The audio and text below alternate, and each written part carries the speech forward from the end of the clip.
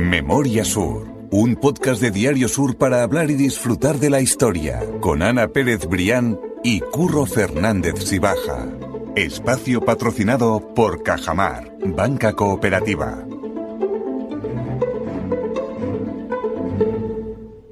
Hola Ana, ¿qué tal?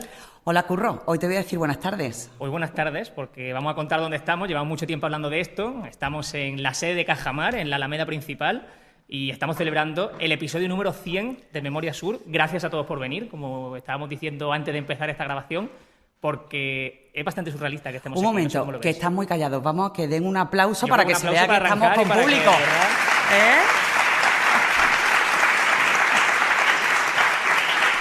Que se note, ¿no? Curro, ¿quién nos iba a decir esto?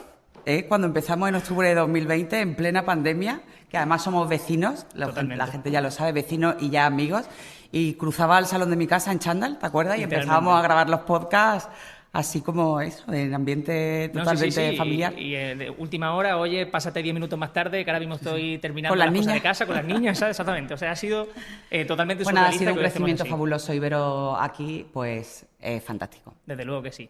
Agradecer a Cajamar también, que estamos en el espacio de la sede de Cajamar, como hemos dicho. Gracias de corazón por el patrocinio, gracias por cedernos el espacio también.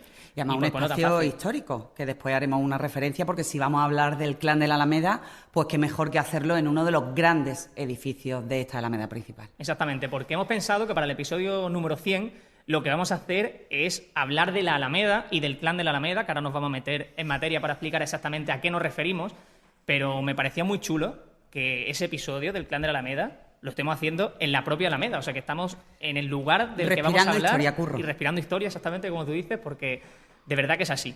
Y lo primero que vamos a hacer entonces es poner ese escenario y vamos a hacer un repaso muy breve para que todos los que estéis aquí escuchéis o no el podcast habitualmente, sepáis de qué hablamos cuando hablamos de la Alameda principal, de cuándo empezó a construirse, de quiénes fueron sus promotores. Así que si queréis empezamos, Ana, haciendo un repaso por esa Alameda principal y contando su historia. Pues sí, hay que poner el contexto, Curro, porque hemos hablado muchas veces de cuál fue la construcción, la evolución urbana de Málaga. La Alameda realmente representa el gran hito urbanístico que da el salto de calidad de la ciudad en todos los órdenes. Hemos contado algunas veces que la ciudad está en ese momento, estamos hablando en concreto de mitad del siglo XVIII, finales, porque la Alameda se inaugura el 3 de noviembre de 1785, hace nada ha hecho aniversario. Bueno, pues hasta ese momento pues la ciudad se organiza en torno a las plazas. La plaza de referencia, que ya la conocéis todos, era la Plaza de la Constitución, que se llamaba la Plaza de las Cuatro Calles, y la construcción de la Alameda representa la organización urbana no a través de plazas, sino a través de avenidas. Y eso puede parecer un tema menor, pero para la ciudad pues, era una cosa absolutamente revolucionaria. Como te digo, en ese contexto se construye esa gran avenida y se convierte, con el paso del tiempo, con el paso de los años, bueno, pues lógicamente en el punto de reunión de las clases más pudientes de Málaga. Se van viniendo aquí a vivir pues esos industriales, esos grandes hombres de negocio, las familias burguesas de Málaga. ¿Por qué? Bueno, pues porque la Alameda tuvo un siglo de ventaja sobre su competidora cercana, que la tenemos aquí también, que fue la calle Larios, porque la calle Larios no se inauguró hasta el 27 de agosto del año 1891. Entonces la Alameda tuvo un siglo pues para lucir y para lucirse y para ser realmente el gran punto de encuentro de todas esas grandes familias de Málaga que tuvieron que si la construcción urbana fue importante, lo social fue absolutamente determinante. Y encontró aquí, en este espacio, agrupados en torno a esa etiqueta del clan de la Alameda, que ahora después contaremos por qué se llama así, pues el lugar óptimo para desarrollarse. Por dar otro poco más de contexto económico, al final las cosas en Málaga, bueno, en Málaga y en todos los lugares, no suceden por casualidad. No estamos hablando de, como os digo, de finales del siglo XVIII, casi principios del XIX, y se dan una serie de circunstancias como la bajada en la actividad del puerto de Cádiz, que era un gran competidor del puerto de Málaga, y con la llegada paulatina pues, de esos personajes que ya habéis ido conociendo poco a poco a lo largo de estos 100 capítulos. Bueno, pues esos personajes que vienen muchas veces del extranjero, otras veces de otros lugares de España, y que se encuentran aquí con una tierra absolutamente llena de oportunidades y que vienen sobre todo con talento y con ganas de hacer cosas. Así que ya tenemos esos pilares fabulosos para empezar a construir los pilares del Clan de la Alameda. Exactamente, porque esa Málaga realmente era un caldo de cultivo, hablamos de la Málaga del siglo XIX, y era una ciudad realmente influyente, o sea, que podía quizá equipararse un poco también a la situación que viene viviendo Málaga en los últimos años.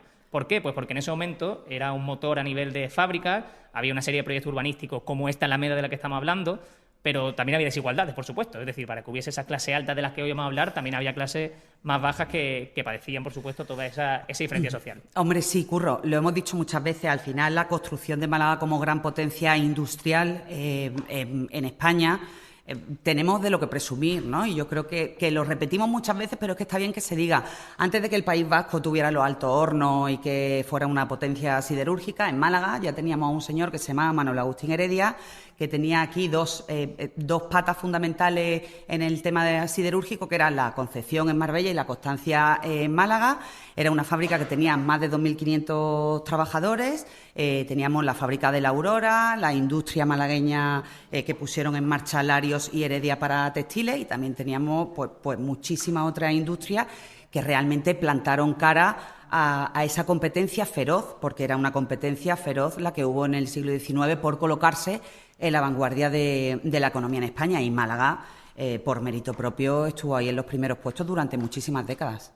Y como tú estabas diciendo, los auténticos líderes de ese movimiento que Málaga estaba viviendo en aquellos años eran los que residían en la Alameda. Así que yo creo que con ese caldo de cultivo que ya os hemos contado, como el caso de ese descenso de la popularidad del puerto de Cádiz, esas oportunidades que a Málaga empezaba a traer a la gente que venía de fuera, ya empezamos a hablar de ese clan de la Alameda o la oligarquía de la Alameda, como también se llamaba, porque conformaban realmente a ese grupo de personajes que iban marcando cuál era el ritmo de la ciudad, el avance que tenía la ciudad de Málaga. Pues era el grupo de personajes que marcaba el ritmo, y además era un grupo selecto y cerrado. Ahora contaremos por qué. El hecho es que la Alameda, a medida que se va desarrollando, podéis echar para atrás en el podcast y escuchar el capítulo de la Alameda, pues a medida que se van construyendo esos fabulosos palacetes a ambos lados, pues se van, como digo, pues viniendo aquí los grandes industriales. El primero de todos, lo tenemos ahí, fue Manuel Agustín Heredia, que representa esa primera avanzadilla pues de grandes hombres que vinieron de ese lugar, de La Rioja, del Valle de Camero,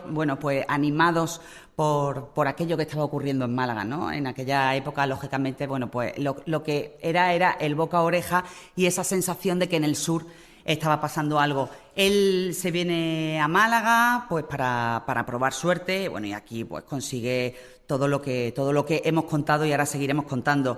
El segundo gran personaje que viene unos años después, porque son contemporáneos de Cameros también, en Martín Larios y Herrero, que fue el primer Marqués de Larios y el iniciador de una saga absolutamente imprescindible para la historia de Málaga. Y después un tercer personaje que fue también imprescindible para la historia de la ciudad, que ya sí que está más retrasado en el tiempo, que fue Félix Sáenz. A todos nos suena Félix Sáenz, el almacén de los malagueños, pues el hombre que puso por primera vez las tarjetas de crédito para pagar, el primero que tuvo escaleras mecánicas en su centro comercial. Y de él es cierto que no ha dejado una gran huella. ¿Por qué? Pues porque no tuvo hijos.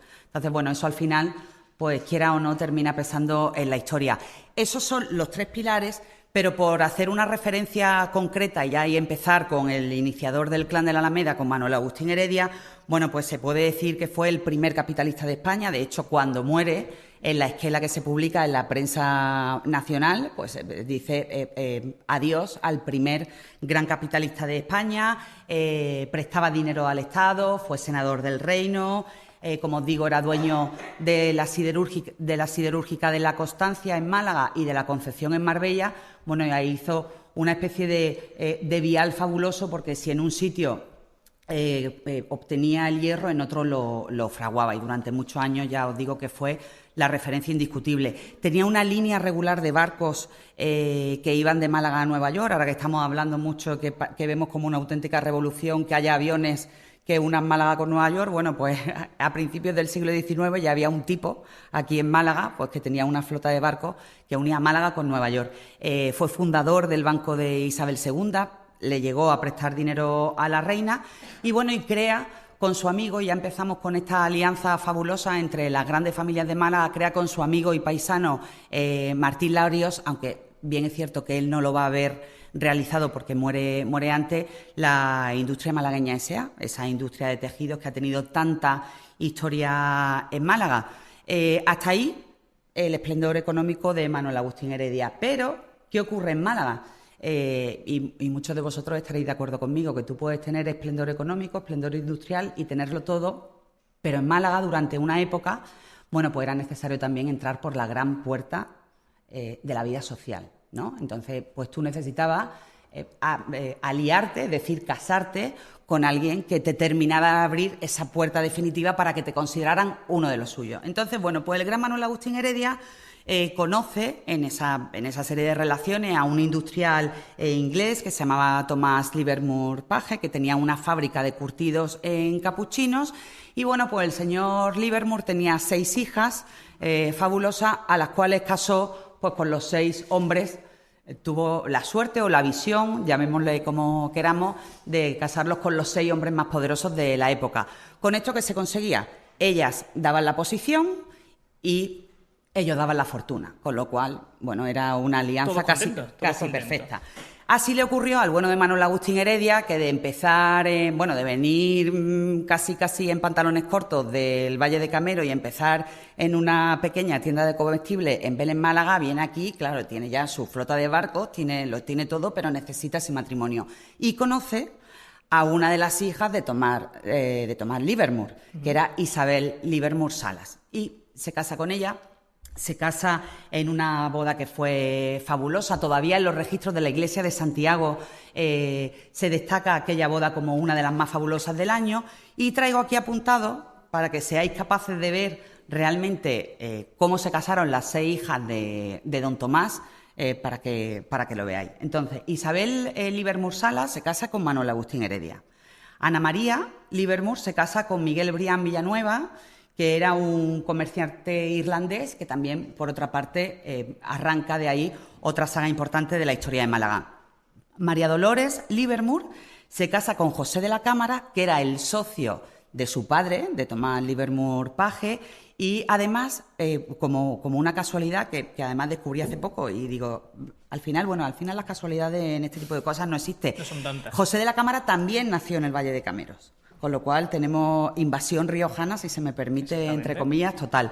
Josefa se casó con Martín Heredia Escobar, que era hermanastro de Manuel Agustín Heredia. Veréis que todo esto al final resulta muy endogámico. ¿Por qué? Y ahora sigo con los matrimonios. Porque al final esa manera de casarse no solo reafirmaba esos vínculos industriales, económicos, políticos, sino que permitía además que la fortuna pues no se fuera del entorno de la familia. Exactamente. Yo te voy a dejar respirar si quieres un poco. No, me había quedado por Matilde. Pues espérate, vamos a terminar entonces con tenemos que terminar con las 6.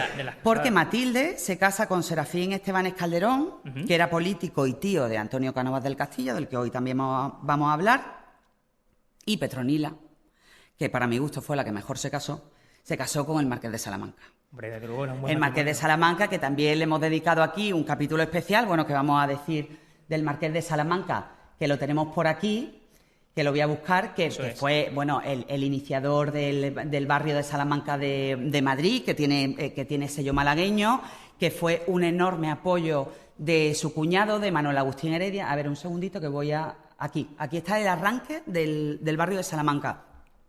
José de Salamanca y Mayol, como os digo, el Marqués de Salamanca fue uno de los grandes apoyos de Manuel Agustín Heredia y viceversa, porque fue él el que le dejó el dinero para empezar con esos proyectos con los que él arrancó de minas de sal. Él también llegó a ser un gran hombre de negocio. Su firma se llegó a decir que valía más que la firma del propio Estado y, pues forjó un imperio fabuloso y a la hora de su muerte su fortuna se estimaba en 300 millones de las antiguas pesetas. Curro, imagínate lo que era aquello para la época. Bueno, eso es una auténtica barbaridad. Yo lo que te decía era que por dejarte respirar y también para que todos podamos entender un poco ese árbol genealógico del que estaba hablando de la familia de Thomas Livermore y también de Manuel Agustín Heredia, y por poner un poco de contexto también, hay que decir que Manuel Agustín Heredia se casó con 27 años y que Isabel Livermore Salas tenía 18. Solo 18. Es decir, estamos diciendo que, si no me equivoco, creo que Manuel Agustín Heredia vino con unos 16 años a Vélez, Málaga inicialmente. Llegó muy joven. Y que en apenas,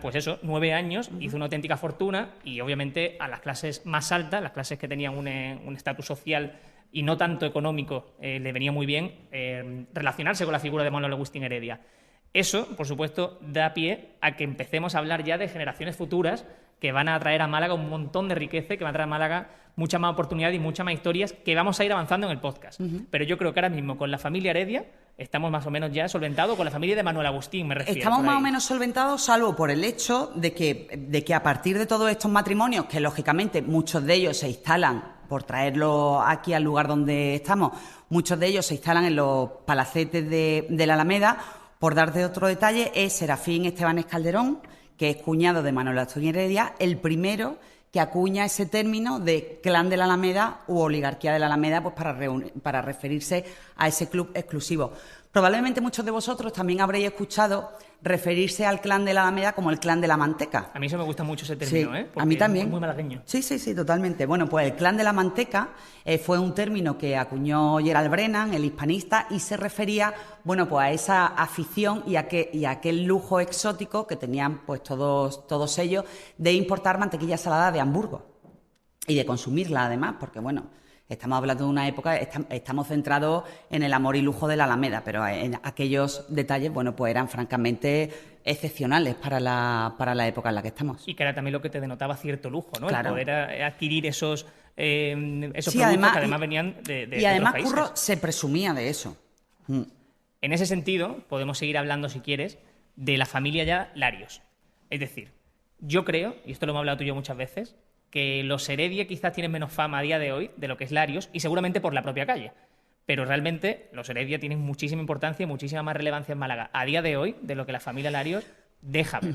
Vamos a ver, yo pienso, después de haberlo estudiado mucho, que los Heredia golpearon más fuerte, pero los Larios fueron capaces de mantener el golpe durante mucho más tiempo. De hecho, ahora vamos a comentar cómo entre ellos también, entre Martín y Manuel Agustín, se establece, por supuesto, una relación de amistad. Venían los dos del mismo valle y eso une, lógicamente, en la adversidad de buscarte la vida en Málaga, pero había también muchísima competencia. Exactamente. Y entonces, bueno, pues yo creo que la familia Lario al final, si realmente se hubiera quedado en Málaga, que ahora también hablaremos de por qué, ya lo sabéis, pero bueno, recordaremos por qué se fueron, bueno, pues su huella hubiera sido absolutamente más luminosa de lo que ya lo es, que es muchísimo. Entonces, bueno, por empezar con Martín Larios, él, como te digo, él viene a Málaga con su padre, con Pablo, y viene también con sus hermanos. Él, en primer lugar, no vino a Málaga, él se establece en Cádiz, pero ¿qué ocurre? Que su hermanastro, porque el padre de Martín Larios era viudo, de ese primer matrimonio tuvo un primer hijo que se llamaba Manuel Domingo Larios Llera, que no confundamos con Manuel Domingo Larios, que era el hijo de Martín. Y bueno, se vino con el hijo de ese primer matrimonio y con los 4 hijos de ese segundo matrimonio. Martín, en primer lugar, como te digo, se establece en Cádiz porque los Larios se reparten por Cádiz, Málaga y Gibraltar. Pero ¿qué ocurre? Que se muere su hermanastro y entonces Manuel Domingo, antes de morir, como se quiere dejar las cosas preparadas, le pide a su hermano que está en Cádiz, dice: Martín, por favor, vente para Málaga, que quiero que te hagas cargo de mi familia y de mis negocios. Entonces, bueno, Martín deja la sociedad que había montado en Cádiz con uno de sus hermanos y con otra de sus primas, Recordando cierto, además que el puerto de Cádiz... Se casaron entre ellos, sí, justo. Recordando además que el puerto de Cádiz no ha atravesado un buen momento, o sea que para él era una oportunidad maravillosa. Claro. Se viene a Málaga y se hace cargo, literal, de los negocios, de la fortuna y de la familia. ¿Y por qué se hace cargo literal de la familia? Porque se casa con su sobrina, con la hija de su hermanastro ya fallecido, con su hermanastra Margarita Larios Sáez de Tejada. Eso es. Entonces, bueno, entre los dos forman uno de los matrimonios más fabulosos. Aquí se me iba el hermano de Margarita. La foto se ve muy pequeñita, no lo debería estar diciendo en el podcast, pero bueno, este es Carlos Larios, que seguramente sí que os sonará la fotografía de su escultura en el parque. Era el hermano de Margarita. Como te digo, Martín se viene a Málaga cuando ellos son pequeños, cuando Margarita es menor. Y bueno, y él decide casarse con ella, bueno, en primer lugar, porque yo supongo que algo le habría llamado la atención de aquella chica, pero después también porque las malas lenguas bueno, pues no permitían que en Málaga los tíos convivieran bajo el mismo techo con sobrinas menores y sobrinas solteras, con lo cual él vio la oportunidad perfecta de empezar ahí con un árbol genealógico imposible y endogámico para que no se fuera la fortuna. Y después, por otra parte, Carlos Larios, que lo tenemos aquí, que también vivió en la Alameda y que formó parte de ese clan, vivió siempre en el número 20 de la Alameda, bueno, pues fue él el impulsor de la fábrica de tejido La Aurora, que al final se le decía la fábrica chica porque se le comparaba con industrias malagueñas, que era la gran industria de Martín Larios y de Manuel Agustín Heredia, pero realmente, bueno, pues Carlos Larios tuvo un papel destacadísimo en Málaga y ahora hablaremos brevemente de él. Nosotros estamos viendo que en la historia de Málaga se están dando casos de que hoy pueden ser perfectamente la trama de una serie, porque Pues sí. todos esos líos entre sobrinos, tíos, sucesiones al trono, por decirlo así, puede ser una historia de Juego de Tronos absolutamente. Un Juego de Tronos, como a mí me gusta decir siempre esto, que ya os sonará, el Sálvame del 19. El 19 porque vaya tela. Es un buen nombre y sobre todo eso, porque todo iba también por intereses y a mí me parece muy interesante también que se sepa. Por cierto, vamos a hacer ya la distinción entre Martín Larios y Manuel Domingo Larios. ¿Por qué? Pues porque Martín Larios es el que viene a Málaga, como estamos diciendo, el que empieza a hacer a día de hoy lo que son los Larios, pero Manuel Domingo, su hijo, es el que está en la estatua. Sí, claro, el que tenemos aquí al lado, yo creo que ya todo hoy lo sabemos, pero sí que es bueno recordar Manuel Domingo Larios y Larios, porque recordar que es hijo de Martín Larios y de su sobrina, de Margarita Larios, con lo cual tiene el apellido doble, es realmente, además también es el que impulsa Calle Larios. Y es al final, como te decía antes, Curro, el que ejemplifica a través de esa estatua la victoria de los Larios sobre los Heredia. O sea, yo antes te decía que sí que había una relación de amistad, pero también había una relación de competencia. Entonces, cuando se empieza a planificar la calle Larios y cuando ya está absolutamente consolidada la Alameda principal, los Larios hay que recordar además que mejor nos centramos ahora en eso, porque si no nos vamos a ir luego cuento lo de la estatua. Los Larios tiene su palacio al final de la Alameda, si miramos desde el puente de Tetuán, bueno, y al principio de Calle Larios, lo que es hoy la Equitativa. Entonces ahí, bueno, pues los Larios tienen su fabuloso palacio. Existen muy pocas fotos históricas, he conseguido aquí rescatar unas cuantas, pero bueno, os podéis imaginar muy bien que coincide exactamente con la Equitativa. Déjame, Ana, también decirlo para la gente que está escuchando el podcast o que lo va a escuchar, que tú estás enseñando las fotografías porque tenemos pero aquí un después las proyector. ponemos. Exactamente. Luego, sí, van a luego poder pondremos verlas la también. serie de fotos. Exactamente, por supuesto, pero para que la gente también que lo esté escuchando que sepa que nos estamos refiriendo y lo que estamos viendo son imágenes del Palacio de los Larios, como tú dices, en lo que con hoy la es la estatua Equitativa. ya. Exactamente, con la estatua. Y déjame recordar también que a día de hoy, parte de ese Palacio de los Larios, en una historia muy chula, que es de mis capítulos favoritos del podcast, se puede ver en la Plaza de las Flores, en esa fuente que hay a la espalda de la iglesia, nunca recuerdo el nombre de la esa iglesia de la Concepción. De la iglesia de la Concepción, exactamente. La del Colegio de las Esclavas. Ahí puede verse los restos de lo que era el Palacio de los Larios. Y creo que algo no muy conocido y que merece ser contado también para que la gente además lo sepa. estaban tirados por Fuentelleta. Sí, una de esas cosas de locos que no se entienden muy bien, pero bueno. Por centrarnos en ese Palacio de los Larios, en la imagen que estamos viendo y que después podrá ver la gente, pues ya se entiende que ya está construida la calle Larios porque aquí está Manuel Domingo Larios en su estatua.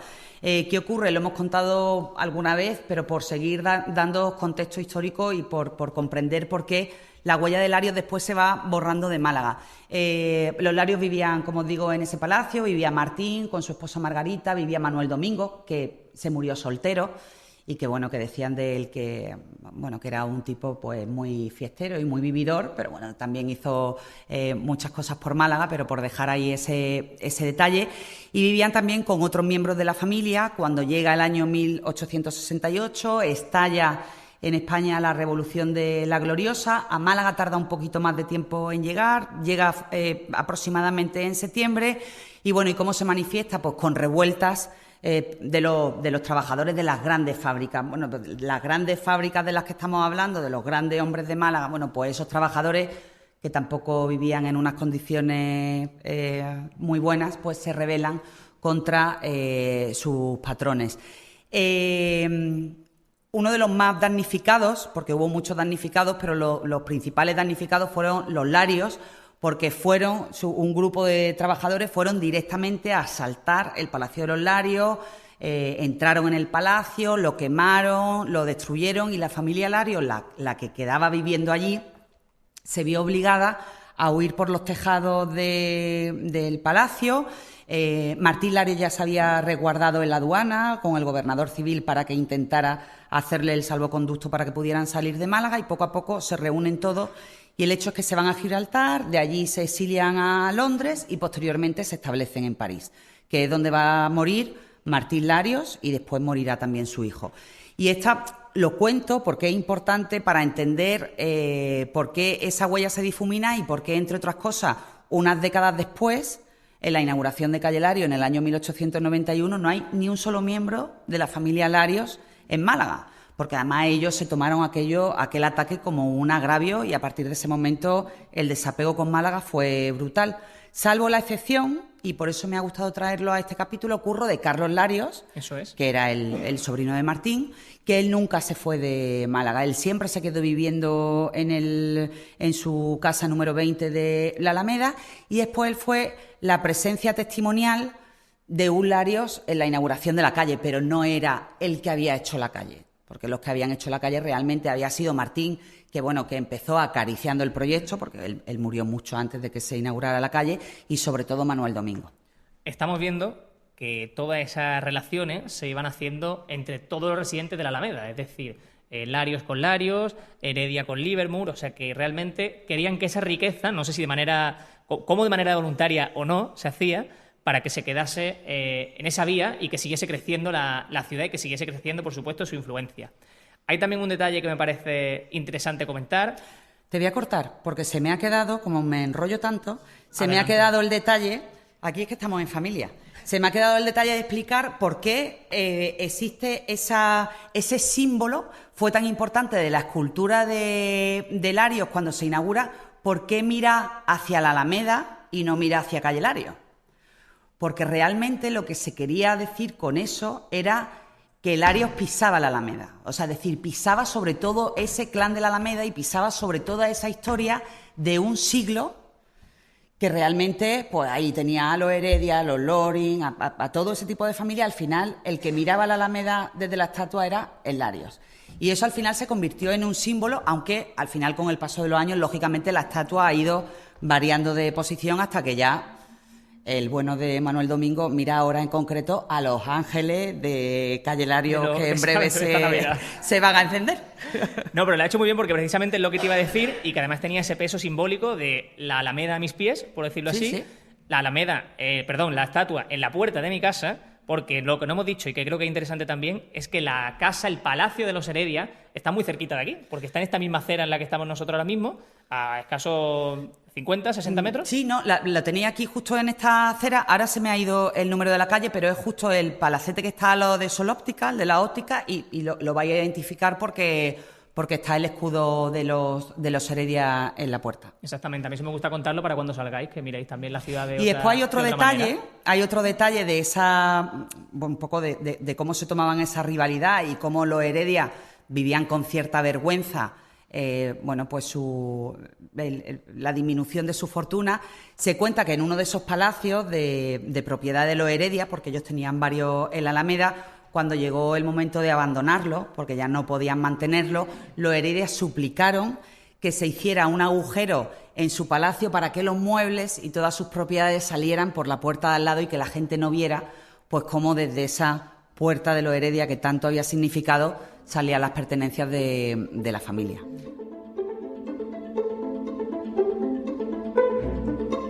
Memoria Sur es un podcast de Diario Sur. Escucha un nuevo episodio cada semana en iVoox, Spotify, Apple Podcasts y consulta las referencias de este episodio en diariosur.es.